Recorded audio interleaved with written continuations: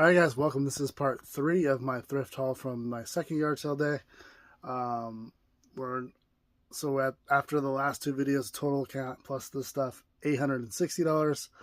So we're gonna need about $700 from this one box of toys to get to last week's $2,600 approximate value. So don't know if we'll quite get there with this box is full of toys of vintage G.I. Joes and different stuff from the 80s and 90s. So you never know, there might be one toy in there that's worth a lot. We'll see.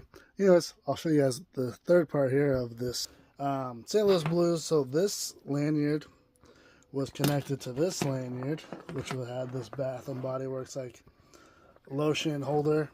Plus it has these enamel pins on it, which are Baloo and Bagheera and the Nike.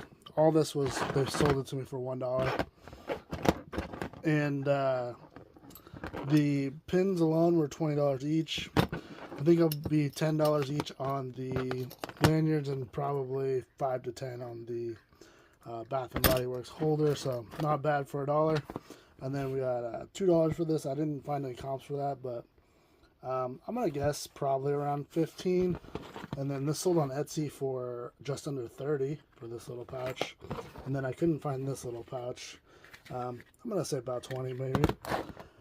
Then this Wyoming hat, I'm going to guess, nothing came up, but some similar ones were like 70 or 50 to 100, so I'll put it at 75 on that. This came up as $40 for the Grinch, $25 for the popcorn bucket. This was a surprise. This sold on Etsy, the same bear, for $60. And then this is a pretty cool shirt with the gunshot wounds. Someone had that for $50 on eBay. And then this is a Wyoming hat from 1940s. And Etsy has this for $75. And then these fighter planes, I do good with this kind of stuff. Probably around $40 for that. The Game Fuel did not come up. A cinch bag came up for $20. I'm going to double this because this is an actual backpack. Pretty cool.